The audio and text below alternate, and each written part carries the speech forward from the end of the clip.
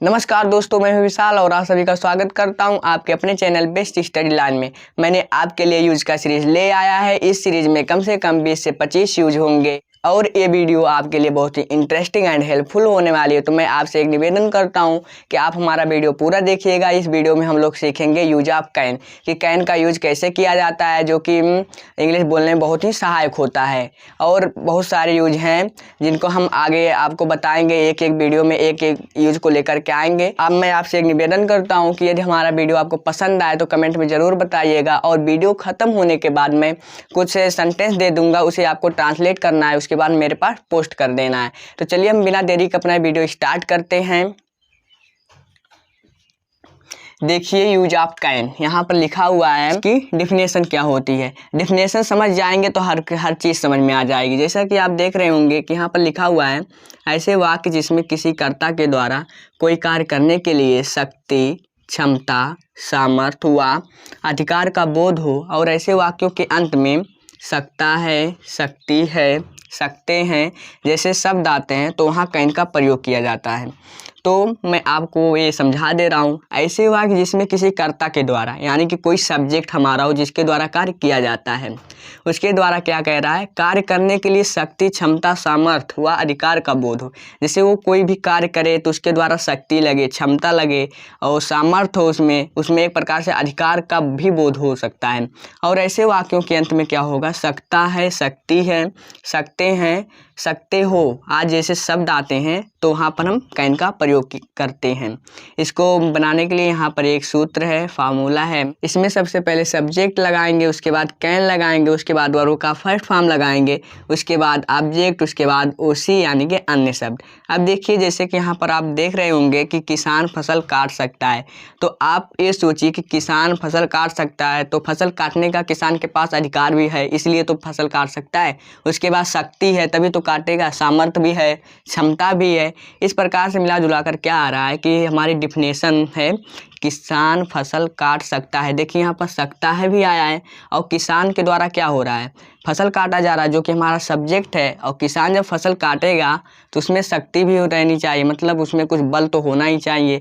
उसके बाद क्षमता होनी चाहिए, सामर्थ्य है, उसके बाद अधिकार है। अब उसका खेत है तभी तो काट सकता है, नहीं तो कैसे काट। अब आप दूसरे के खेत में थोड़ी कुछ काट सकते हो। तो चलिए हम इसको इसके थ्रू ट्रांसलेट कर लेते हैं। आप देख रहे होंगे कि सबसे पहले हमको सब्जेक्ट लगाना है। सब्जेक्ट हमारा है किसान यानी कि फार्मर। उसके बाद क्या कह रहा है, कैन लगाओ। कैन हमारी हेल्पिंग वर्ब है, ये यूज ऑफ कैन है।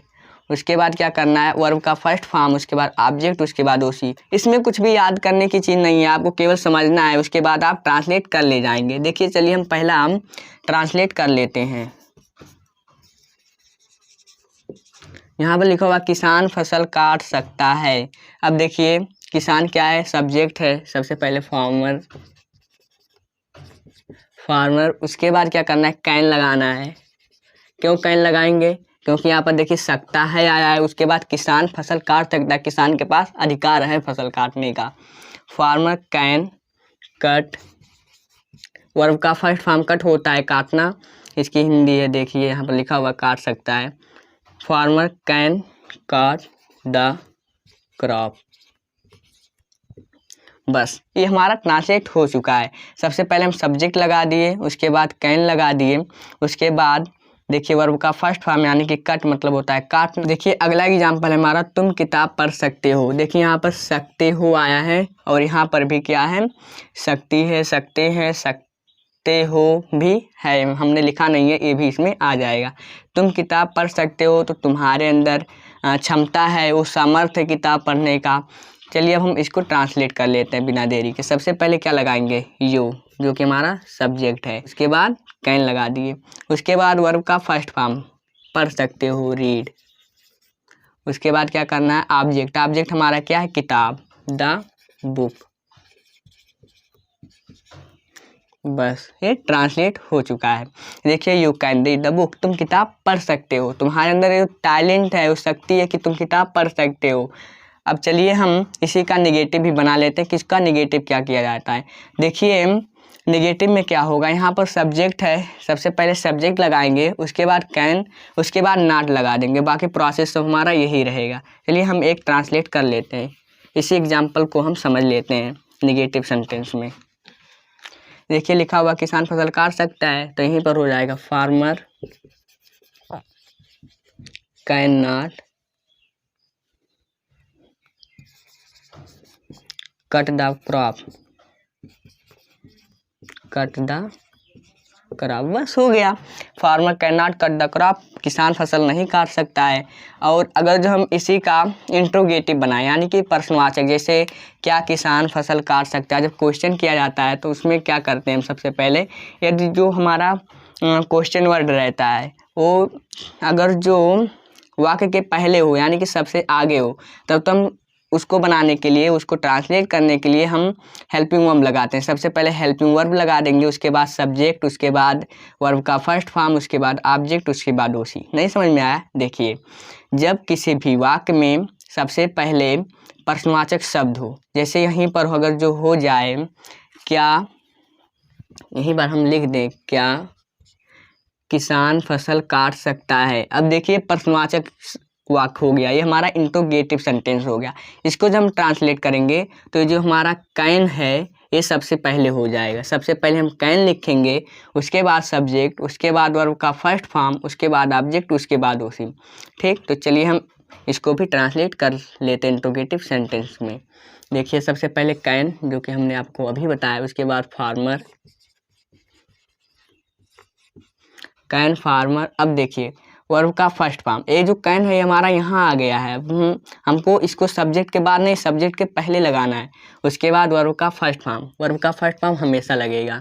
Can farmer cut the crop. देखिए बस ये भी हो गया, लेकिन यहाँ पर हमको फुल स्टॉप नहीं लगाना है, क्वेश्चन मार्क लगाना है। जब क्वेश्चन की जाती है या इंट्रोगेटिव सेंटेंस होता है तो हमारा क्वेश्चन मार्क लगता है, नहीं तो गलत हो जाता है। अब हम चलिए इंट्रोगेटिव एंड निगेटिव सेंटेंस को भी बना लेते हैं। जैसे यहाँ पर है क्या किसान फसल काट सकता है, और यहीं पर हो जाए क्या किसान फसल, यहाँ पर हो जाए नहीं। अब देखिए क्या किसान फसल नहीं काट सकता है। देखिए इसमें क्या हो रहा है, इसमें क्वेश्चन भी किया जा रहा है, उसके बाद नहीं जैसे शब्द भी आ रहे हैं। तो ये हमारे सेंटेंस होते हैं ऐसे वाक्य जिसमें प्रश्न भी पूछा जाए और नहीं जैसे शब्द भी आए, तो हमारा इंट्रोगेटिव एंड नेगेटिव सेंटेंस होता है। तो देखिए आप देख रहे हैं यहाँ पर प्रश्न पूछा जा रहा है, यहाँ पर नहीं जैसे शब्द आया है, क्या किसान फसल नहीं काट सकता है। तो इसमें क्या होता है, जब हम इंट्रोगेटिव को बनाते हैं तो उसमें हम सब्जेक्ट के बाद नॉट लगाते हैं, यानी कि इंट्रोगेटिव जो हमारा सेंटेंस होता है, इंट्रोगेटिव एंड नेगेटिव सेंटेंस जो हमारा होता है उसमें हमेशा सब्जेक्ट के बाद नॉट लगता है और कैन तो आगे रहता ही है। अभी हम आपको समझा देंगे, इसका एक कंडीशन और है, पहले इसको ट्रांसलेट कर लेते हैं। देखिए सबसे पहले कैन, देखिए क्या आगे है तो इसलिए सबसे पहले कैन लगाएंगे। उसके बाद क्या करना है, सब्जेक्ट हमारा फार्मर है,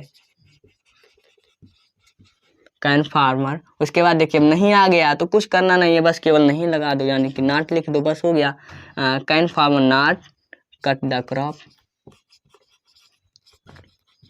आशा करता हूँ आपको समझ में आ रहा होगा, और ना समझ में आया तो प्लीज़ आप कमेंट में ज़रूर बता दीजिएगा, हम आपको कमेंट में भी समझा सकते हैं। देखिए can farmer not cut the crop, क्या किसान फसल नहीं काट सकता है। अब हम आ जाते हैं अपने नेक्स्ट वाले टॉपिक पर, जो कि हमने अभी आपको बताया, इसका एक कंडीशन और होता है। देखिए अभी तक जो हमारा प्रश्नवाचक शब्द था वो वाक्य के पहले आ गया था, यानी कि क्या यहाँ पर था। उसके बाद अगर जो यही प्रश्नवाचक शब्द क्वेश्चन वर्ड सेंटेंस के बीच में आ जाए, यहाँ पर आ जाए, जैसे किसान फसल क्यों काट सकता है। अब यहाँ पर अगर देखिए किसान फसल क्यों, यहाँ पर क्यों हो जाए, किसान फसल क्यों काट सकता है।